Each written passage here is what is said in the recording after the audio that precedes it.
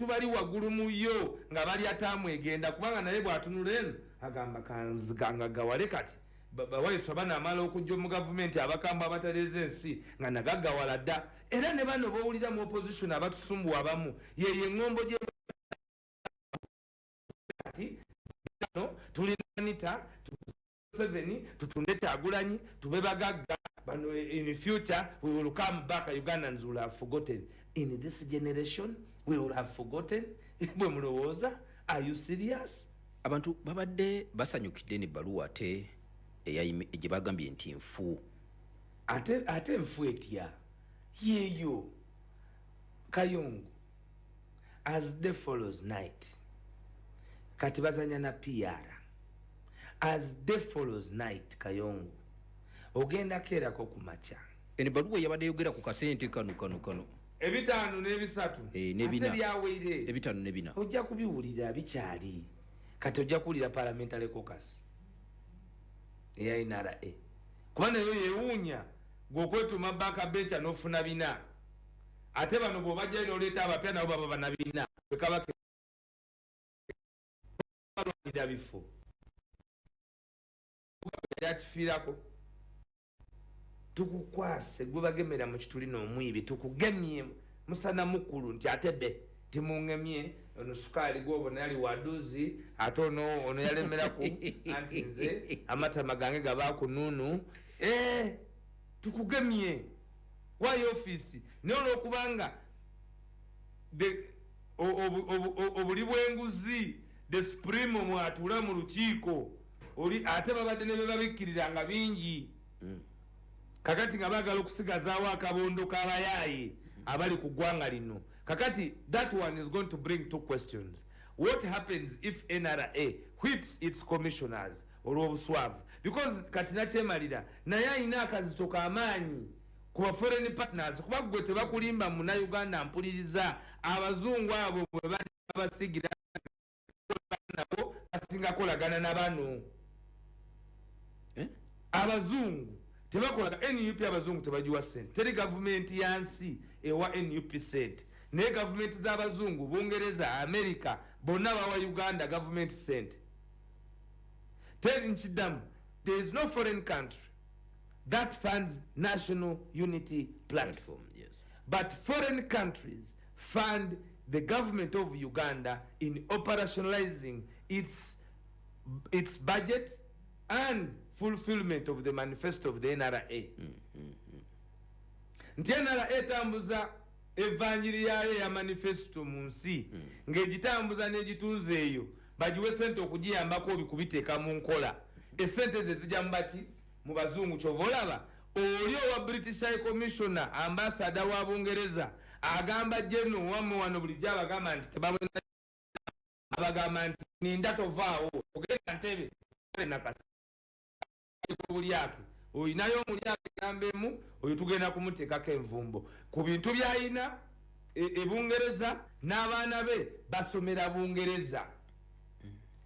Akugamba nga ali mu parliament nti aleeta etteeka ly'ekisiyaga okulwanisa baforena okuleeta wano mu nsi yaffe ebiki ebisiyaga. Abaleeta ebisiyaga si be bagende Bulaaya ne bajja babisomesa wano ye abaana be abatutte mu masomero gali basomera Kent Bungereza si mwana omu baana babiri ate kati mwe mumanyi bali Bungereza bwe tunadda kubali e Canada bwe tunadda kubali America. Kakati eno akusiigira ekifaananyi nti Bungereza tojagala America mbi babasiyaga baki naye nga ye yasooka mwenyini adda kuwa bali muvaako n'abaana n'abakwata nabo n'abatwala. Okay? Naye kati akulaga nti ye alpha and omega era mwe mukolagana n'abazungu. Ffe ekitutwala mu bazungu Kayongo ekitutwala mu bazungu kubagamba kulekera kukwatagana na General Yoweri Kaguta Museveni ne banne n'okubutabakkiriza kwavuwaza bannayuganda. Teri kiruma Kayongo palamenti eyo yakkiriza esente ezisukka akatabalika kalamba okusasaanyizibwa Kongo nga tebalina lukusa aba executive ne commander in chief nga tebalina lukusa kuba nagamba nti you have an incompetent inept era sejusa bigambo ebyo kuba nzize mbyogera ate mmwe abakyabalata muli biwani bali babalese maga twalina obuvumu bibali babalese mabega bitya alla nga bagenzi kuba bajja kuvaawo naye gwe fumiitiriza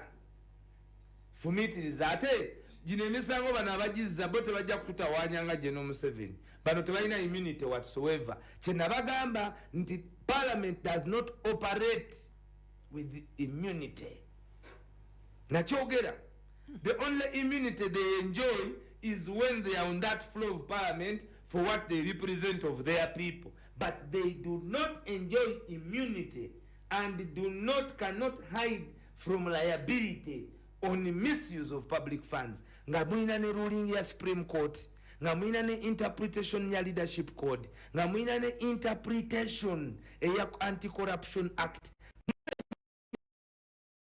Namwe mwalimu president ya je mwayogererako immunity taina ate tetubatwalangako mu kooti kadagala ali simutute mu kooti ku byekisanja nali mututeyo they don't have immunity era ekyannemesa omusango kutugatikanga katogo abali mu drama abali abasasule nenga kati ate nze ngende mukavuyo kuba nze ndaba mangu nalaba bulabi nga bategese tuwunzika ningamba kaso wange Cassandra n'omugenzi wa Waiswa Manzani nti baba yo tatawana hala Manzani yali anyumirwa ekyo so te lugambe tebalina immune yadde kakati tosobola kwen UP era bawuliyana nga bwe nade media jeno Museveni ezezili kuchikati.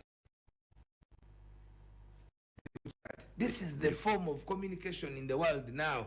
Atete mukyasobola gamba nti bya social media kati bya social media toli ku sanctions kuba nama bantu mwasoka ga dismissing nga social media waliyo no TV eziti okunkyaza n'olumu nezisasula nga zinkyazizza bakwatana baganda bange bannamawulire nga bakagwanjala ne babagula kati bayinza kugamba ki kati nebibuuzo omuwulira nga abuuza eddoboozi alikakanyiza kubanga yali alowooza nti NUP yali egenda okugwola okuyimirira ku mazima. Corruption is evil. Mu Bible tekkirizibwa era Katonda tayinza butakuweebuula.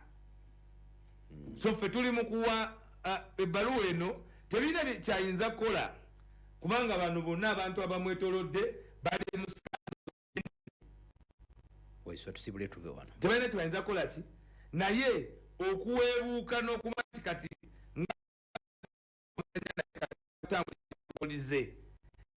baba nga babakolaganye naye mu kulya 5 miliyoni 4 kati babakozesa obutabatwala mu mbuga z'amateeka kuba babatega akanyeebwa kamasu bo bavulubana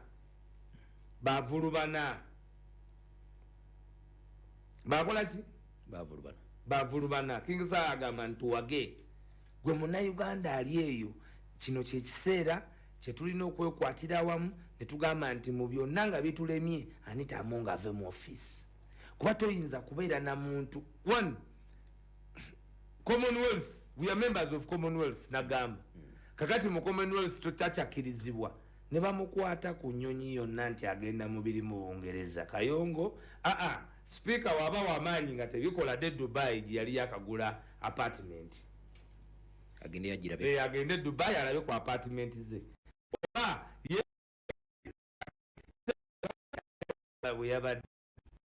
babadde banyumiza ayagala mbu asaze kaadi nti ya banka etali ku bya Bungereza bali ne bamuddiza message sorry you have been this name is flagged for international monetary obubbi kasitensi yonna ekwatako bweti so twagala okwebaza ekyo Bobi kyagamba nti kati gwe tolaba ebirungi bye tufuna mu Bobi okutambula yali tagenda Bungereza naye yabadde Bungereza tanawezaayo myezi 2 ng'agendayo tutandise kubanga Bungereza ffe tuli ba British Protectorate tuli ba British colonies, tuli former British colonies. Kitegeeza ki? Kitegeeza nti abantu bali balina influence y'amaanyi nnyo.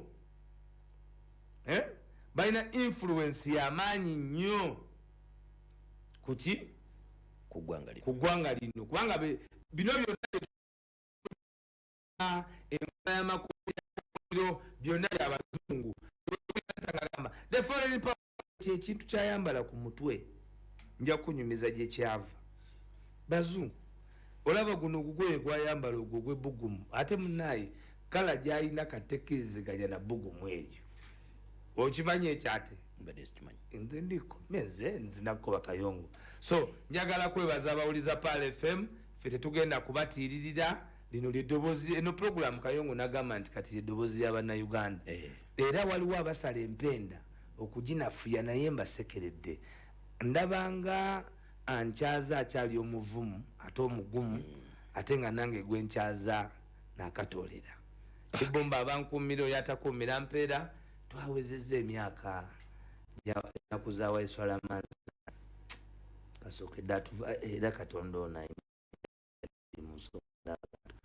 Lamanzaani abakuba mu byo babadde boogera ku biziri ensonga nga nnyumya naye era byandibadde birala naye Mukama Katonda amusaasire Waiswa Lamanzaani ebyamusobako era amuwe ekimumulo eky'emirembe amuwe ne Jannah Firdaus. Wassalamu alaikum warahmatullahi wabarakatuh. Wa alaikum salam warahmatullahi wabarakatuh. Sobola kubanga tugaziwa okusinga ku wano muzzukulu wa Mugema wamawulire anaatutta aja yatabuka fefe busi tusonyiwe kasita tuli munyonyo. Tamale yasali amaze okutuuka kamulika ba wamawulire nga tegannaba kubuutikira ggwanga gasookera wano tugakuŋŋaanya ne tugasunsula ne tugakutuusaako ng'ate gakyayokya. Gano ge amawulire agookya ku Pal FM ne bebaza okukwazaako ennaku wamu nga bakufunira ettaka eriri ku muzi eziyingira n'okufuluma ekibuga Kampala okutandikira ku miliyoni 6 zokka nga tukkiriza n'enkola ey'ekibanja mpola. Tukyalireko kati mu maka gaffe agasangibwa Buloba ku Mityana Road ku kizimbe kya HB Complex oba okutukubirako ku noti 752 721 763.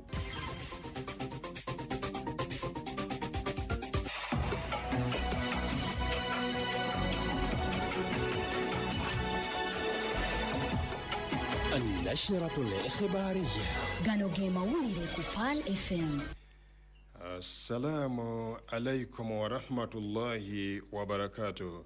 Musibye mutyanno bannaffe abatuliriza ziweze 3 ez'ekiro ekyaleero agookya mu bujjuvu ku 107 akatonyeze 9 Pal FM muntu wa bujjo ya yokugabasomera Ministry ebyamawulire n'okulungamya eggwanga etongoza kaweefube ow'okugaba zi laptop ezigenda okukozesebwa mu nteekateeka ey'okulakulanya bannayuganda nga gavumenti esinziira ku miruka gyabwe eya Parish Development Model.